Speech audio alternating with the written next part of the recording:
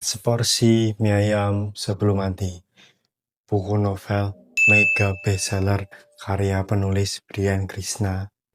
Buku novel filosofis reflektif yang mengangkat kesehatan mental menjadi isu utamanya. Tapi di dalam buku ini tidak hanya isu kesehatan mental, Brian Krishna juga menyisipkan isu tentang kesenjangan sosial dan juga isu tentang penegakan keadilan di Indonesia ini. Buku ini menceritakan tentang Ale, seorang pekerja kantoran berumur 37 tahun yang mengalami depresi berat dan ingin mengakhiri hidupnya. Depresi berat yang dimiliki oleh Ale ternyata berakar dari Ale saat masih kecil. Lingkungan keluarga Ale yang sangat buruk membuat Ale pergi merantau untuk mencari kehidupan yang lebih layak dan memperbaiki hidupnya. Sayangnya, kehidupan di kota tidak seindah yang Ale bayangkan. Semuanya memburuk, mulai dari hubungan pertemanan, keluarga, dan bahkan asmara. Ale mulai mempertanyakan hidupnya. Untuk apa sebenarnya dia hidup? Untuk siapa sebenarnya dia hidup? Dan dia merasa bahwa semua yang dia lakukan itu sia-sia. Dan Ale bertekad untuk mengakhiri semuanya. Tapi sebelum ia mengakhiri hidupnya, ia bertekad untuk memakan mie ayam Pak Jo untuk yang terakhir kalinya. Dan disitulah awal dari ceritanya. Gua kegocek, jadi gua pikir dia akan bertemu dengan karakter wanita lah atau pria yang nasibnya sama seperti Ale. Dia bakal menjadi hubungan asmara lah atau hubungan pertemanan lah. Dan happy ending, tapi Brian Krishna no, sangat out of the box. Si Ale ini malah bertemu dengan seorang kriminal moral dan masuk komplotannya. Janggal.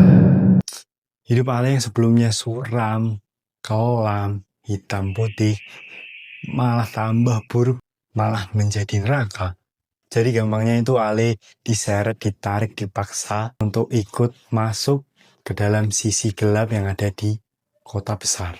Tapi lagi dan lagi tidak disangka karena tempat neraka itu, dunia Ale yang dulunya hitam putih, sedikit demi sedikit mulai berwarna.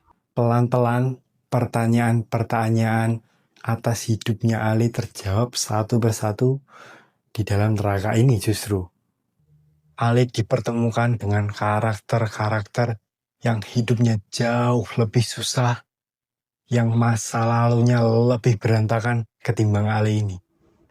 Dan percakapan Ale dengan karakter-karakter ini menjadi favorit gua di dalam buku novel Seporsi Mie Ayam Sebelum Mati ini. Sebagai manusia memang kita terkadang lupa akan hal-hal kecil yang ada di sekitar kita. Kita hanya fokus pada satu tujuan. Secara tidak langsung mungkin kita akan menyakiti orang lain. Kita jadi lupa tidak memperhatikan sudut pandang lain.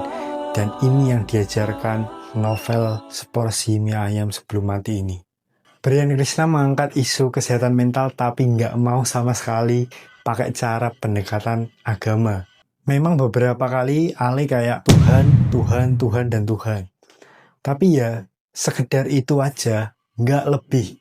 Padahal ada banyak kesempatan jika Brian Krishna ini pengen sedikit lebih dalam melalui cara pendekatan agama. Gua kasih contoh. Kejadiannya waktu Ale berada di kontrakannya Ipul. Ale kan duduk-duduk di balai.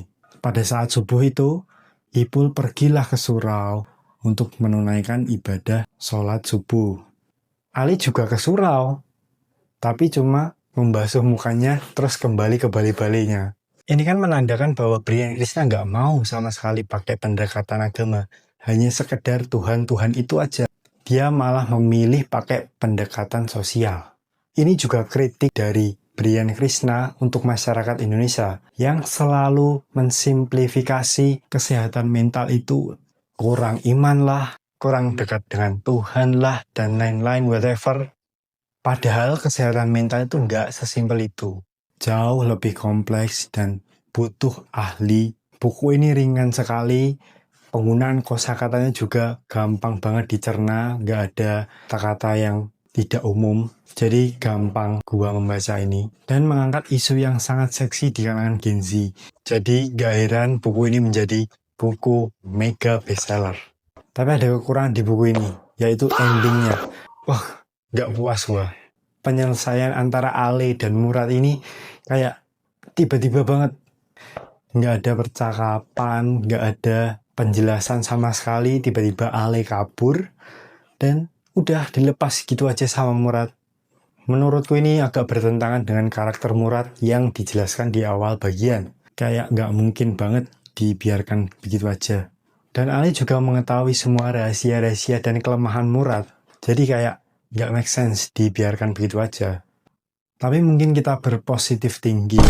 Mungkin ada buku novel Seporsi Mie Ayam Sebelum Mati part 2 ya. Jujur gua, kurang banget di endingnya. Kayak dipaksa selesai. Udah kayak dipaksa selesai gitu aja. Buku novel ini gua kasih nilai 7/10. Gak kayak sebelumnya, Laut Bercerita itu emang dewa banget.